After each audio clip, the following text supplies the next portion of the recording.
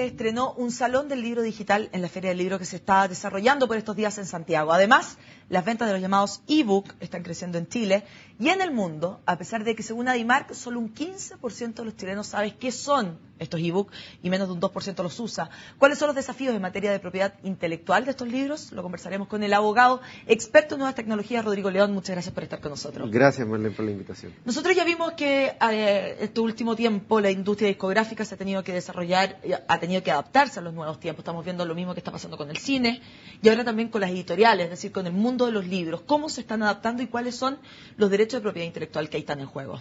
Efectivamente, como tú mencionas, hoy día todo lo que es el mercado del entretenimiento, desde ya yo diría unos 3 o 4 años, está sufriendo una gran mutación o cambio, dado lo que es la implementación de las nuevas tecnologías, en particular Internet.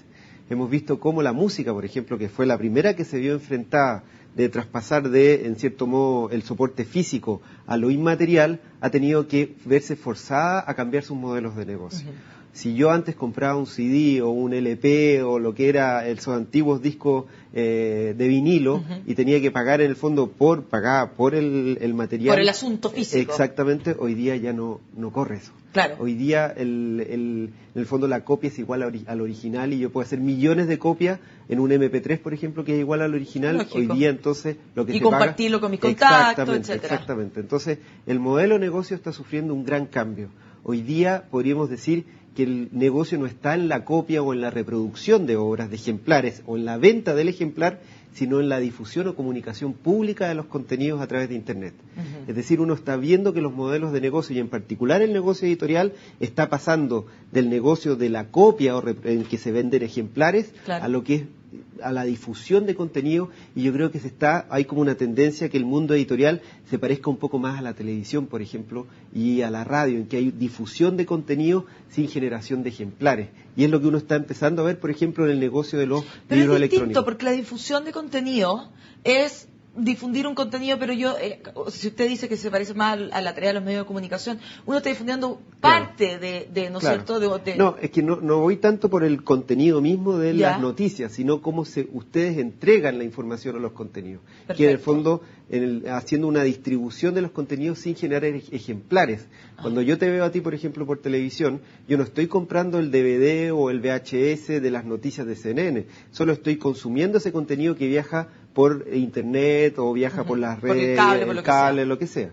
Algo parecido está empezando a surgir con los otros contenidos como el mundo editorial y la televisión, el cine y la música. Y en particular el desafío para las editoriales está en cómo adaptar toda su estructura de negocios pensada en vender en la mañana un ejemplar en papel y traspasarlo eso a una aplicación en iPad en que el usuario va a tener que acceder a esa aplicación y ver todos los contenidos y tener que empezar a pagar mensualmente, como pasa con pagar en el cable, por ejemplo. Exacto, pero a ver, eso ya lo pensó Jeff Bezos, ¿no es cierto? Y creó Amazon. Así es. O sea, ese es el cambio. Jeff Bezos es a los libros lo que Steve Jobs fue a la música.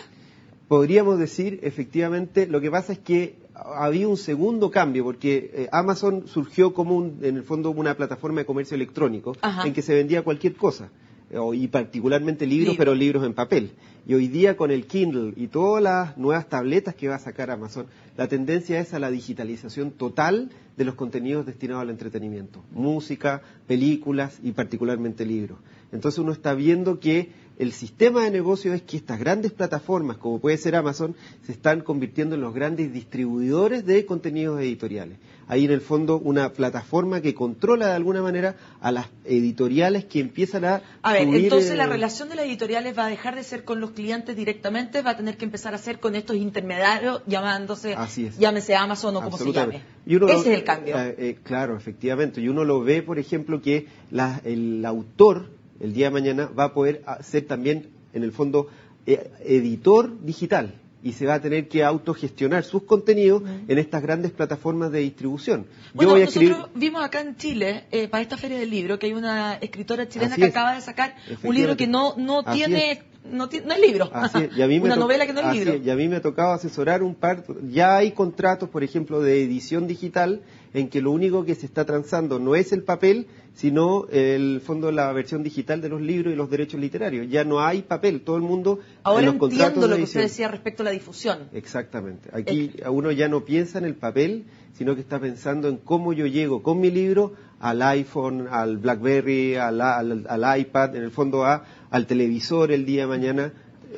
Hoy día el fenómeno es cómo consumo contenidos a través de estas nuevas plataformas. ¿Qué pasa con el derecho de autor o con la propiedad intelectual en este nuevo escenario? El hecho que sea digital no te saca de la propiedad intelectual. La propiedad intelectual es una normativa vigente en nuestro país que establece derechos para los autores, eventualmente para también editores y los titulares de los derechos de autor.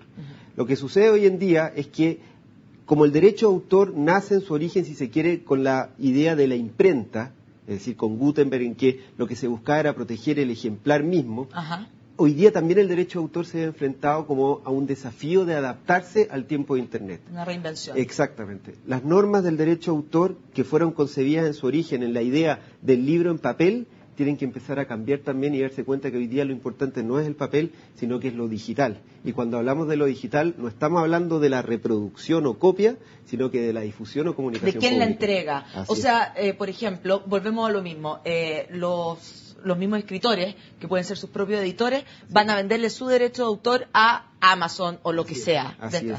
Y el día de mañana... No a mí, digamos, como consumidor. Y el día de mañana, y es lo más probable que vaya a suceder en los próximos años, vamos a empezar a ver bolsas de derechos de propiedad intelectual en que la gente va a transar propiedad intelectual como transa acciones de sociedades, por ejemplo. Los derechos de autor van a empezar a ser, en el fondo, bienes transables, en que yo voy a tener una plataforma... Pero eso es como las patentes. Como las patentes, pero claramente aquí la diferencia es que va a ser tan masivo, el día de mañana va a ser tan masivo que uno, al autogestionar sus libros digitales, yo voy a poner el precio que quiera, voy a recibir directamente a mi cuenta corriente electrónica las regalías que se vayan generando automáticamente en la plataforma de difusión de contenidos, etcétera, etcétera. Ahí en el fondo lo que quiero decir es que el libro digital no mata al derecho de autor, al contrario, le plantea un nuevo desafío y va a implicar una, si se quiere, una función mayor y si se quiere más evolucionada del sistema de protección de obras y particularmente el desafío que implica Internet. ¿Y eso ya lo estamos viendo, estas nuevas regulaciones de derechos de autor en el mundo? Absolutamente.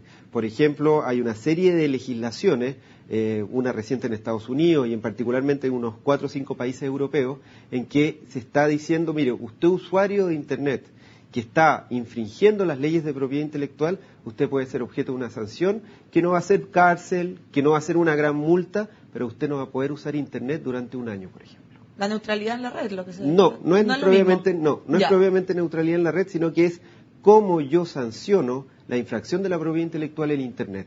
¿Y cuál es la sanción mayor que un muchacho, un adolescente, por ejemplo, que baja música, sube películas y no respeta... Que vive de Internet. Que vive de Internet, que le saquen un año Internet. Es llevarlo a una isla desierta y dejarlo socialmente muerto. Es meterlo a la cárcel. Así es. En la cárcel 3.0. Así es, exactamente. Sin Internet. Así es. Qué interesante conversación, Rodrigo. Muchas gracias por haber estado hoy día con nosotros acá en Agenda Económica. Gracias a ti, Marlene. Con esta entrevista entonces terminamos este nuevo día en Agenda Económica. Como siempre, los invito a seguir junto a CNN Chile.